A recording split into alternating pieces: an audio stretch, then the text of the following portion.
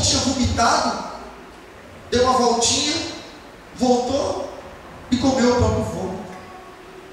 A distância causa isso. Aí, meu, quando você se distancia, preste muita atenção no que eu vou te dizer agora. Quando você se distancia do rei, o diabo se levanta. Diga comigo, quando eu me distancio do meu esposo, do meu rei, o diabo se levanta. Existia um homem, aquele rei que se chamava Amã, e ele odiava Esther. Eu não sei se a mãe era meio frufru, que gostava do rei Assuero, não sei o que é essa história. Sei que ele odiava Esther. Ele tinha ódio mortal de Esther. E quando ele viu que Esther começou a se distanciar da casa do rei, ele percebeu que a rainha Esther não ia mais nas reuniões reais. Ele começou a olhar e ver que Mordecai, o tio de Esther, era um homem piedoso, ficava sempre lá na porta do palácio. Esse homem, Amã, planejou uma lei contra os judeus, que era a raça, a família bendita de Esther, para que todo judeu que era estrangeiro naquele reino fosse morto. E a começar por Mordecai, que seria morto numa forca na praça pública. E de repente Mordecai ficou sabendo que havia um tratado de morte contra ele. Entenda uma coisa, meu amado, minha amada: há um tratado de morte contra mim e contra você. A Bíblia Sagrada diz que nós somos entregues à morte o dia todo. Há um inimigo das nossas almas, chamado Satanás, é o diabo. E o diabo vem para matar, vem para roubar, vem para destruir. Há um tratado de morte contra você e eu. Há um tratado de morte contra a Sibéria e contra o Marcos. Só que aquele carro não conseguiu atingir vocês, porque vocês não se distanciaram do rei. Há um tratado de morte contra o Silvano, mas aquele carro não conseguiu jogar o carro do Silvano para fora da pista. Há um tratado de morte contra a Rosiane, mas ela não estava naquele carro que capotou. Há um tratado de morte contra o Silvio, que capotou um carro e não teve um arranhão. Há um tratado de morte contra mim e contra você.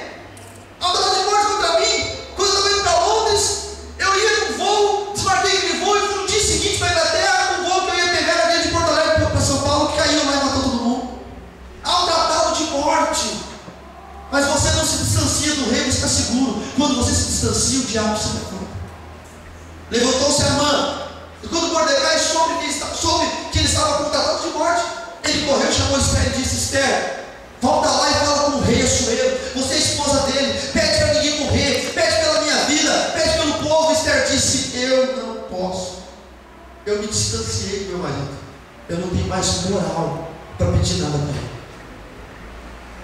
Deus, se a minha esposa chegar para mim e pedir: amor, eu preciso de tal coisa, eu vivo da vez para servir minha mulher. Se o teu marido te pede alguma coisa, você vira da vez para servir o teu marido. Mas quando está separado, quando está distante, não tem como, você não faz. Então, vem o texto que nós lemos. Eu gostaria que você acompanhasse de novo comigo, mas eu quero que você dê uma ré nesse texto. Você está no capítulo 5, você vai pegar o capítulo 4, os últimos versículos do capítulo 4, que é aí em cima do 5.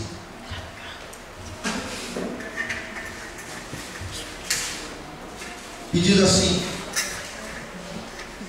verso 15, capítulo 4, verso 15: então disse Esther que tornasse a dizer a Mardoqueu, ou Mordecai, é um nome assírio, tem duas variações: vai e ajunta todos os judeus que se acharem em Suzã, e jejuai por mim, e não comais e nem bebais por 3 dias, nem de dia nem de noite, e eu e as minhas moças, as minhas auxiliares, também assim jejuaremos, e assim irei eu falar com o rei, ainda que não é segundo a lei, e perecendo, perecerei.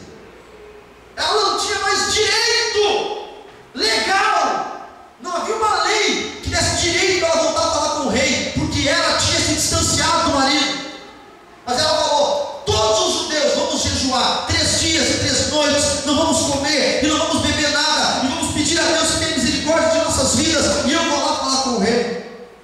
E aí aconteceu, verso 1 do capítulo 5: sucedeu, pois, que ao 3º dia Esther tornou a vestir as roupas reais. Meu irmão, Esther tinha se despido da roupa de rainha, mas ela precisava voltar a falar com o rei, e ela não podia aparecer na presença do rei de qualquer maneira, porque quando ela estava na casa daquele homem, ela estava vestida de ouro, de pedras preciosas, de tudo que ele lhe dava, de todas as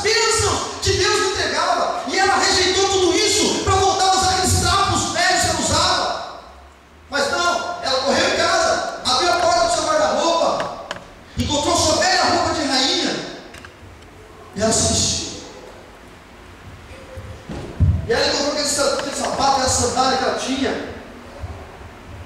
Ela encontrou aquele sapato que ela tinha. E ela se perfumou. Ela colocou os colares, os anéis. E ela ficou bonita. Talvez tão bonita quanto jamais houvera ficado. Porque ela tinha que seduzir novamente o seu marido. E ela foi. E ela poderia ter entrado pela porta da casa, porque ela era ainda a rainha. Não havia outra sendo constituída no seu lugar. Mas ela entrou pelo pátio interior. Eu vou te explicar como funciona o palácio. O castelo daqui para lá. Aqui tem o aposento do rei. E no aposento do rei tinha uma varanda muito grande com um trono. E todos os dias, por um período da manhã, o rei tinha que legislar, o rei tinha que atender o povo. Então o portão desse pátio era aberto, de manhã cedinho, 6 horas da manhã, e um a um entravam os súditos. E os súditos entravam, se ajoelhavam na presença do rei, o rei com um cetro de ouro na mão. O súdito dizia a petição, por exemplo: Senhor meu rei, o meu vizinho invadiu minha terra, peço que faça justiça entre eu e ele. E se o rei achava que aquilo era justo, ele apontava o cetro de ouro. O cetro de ouro apontado significava sim, eu vou fazer. Ele apontava o cetro de ouro para aquela pessoa, significava que ele ia atender, que a pessoa saía por uma porta lateral, entrava outra pessoa, e assim, até a hora do almoço, todos os dias, o rei atendia o seu povo. O rei Assuero era apaixonado por Esther. O rei Assuero era perdidamente apaixonado por aquela mulher. E ele estava entristecido porque a mulher tinha abandonado ele, tinha se distanciado, tinha ido embora. Todos os dias, o coração daquele rei tremia por aquela mulher. Todos os dias ele chorava de saudade por aquela mulher. E eu imagino que Assuero, quando ia legislar, ia ser o rei daquele povo, quando aqueles portões se abriam e quando aparecia uma silhueta de uma mulher, porque era muito cedo, o sol estava nascendo lá no horizonte, ele só via uma sombra vindo do portão para cá. Todas as vezes que aparecia uma sombra, uma silhueta de uma mulher lá, ele tremia, o seu coração batia mais forte, porque ele pensava: será se é Esther que está voltando? É a minha rainha que está entrando ou não? E quando chegava mais perto dele, que ele via a pessoa que não era Esther, ele pensava: pô, eu posso esperar mais um dia ou outro, mas Senhor, como seria bom se a minha mulher voltasse. Naquele dia, Esther estava de jejum, 3 dias de jejum. Ela se vestiu, se colocou bonita. Talvez ela tenha se maquiado como nunca se maquiou antes. Fez pranchinha no cabelo, pintou as unhonas, ficou linda, botou um salto alto, bem perfumado, o cheiro que ele gostava. Ela ficou na fila cedinho ali, essa é a primeira a ser atendida. E quando os portões se abriram, Esther se colocou naquele portão. Assuero não conseguia ver quem era, porque, como eu disse, o sol estava nascendo, só via-se uma penumbra, mas o vento traiu Esther, porque o vento levou o perfume dela até o nariz dele. Ele sentiu o cheiro da esposa. O coração daquele homem saltou e ele ficou de pé. Ela veio andando linda, vestida de rainha, mas ela não teve altivez, ela teve humildade e se ajoelhou. Quando ela se ajoelhou, ele estendeu o cetro de ouro. Opa! Ela tinha que ter feito um pedido primeiro. O cetro de ouro significava assim. Ela nem falou nada, não importa. Para um homem apaixonado, ele não quer nem esperar o que a mulher quer. Ele já disse: sim, o que você pedir é sim. Assim é Deus. Todos os dias o Senhor se coloca de pé no seu trono, olhando para a porta daquela igreja, esperando você chegar, Rainha Esther. E às vezes você não vem.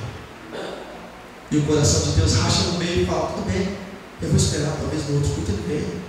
Ele vai vir, ela vai vir.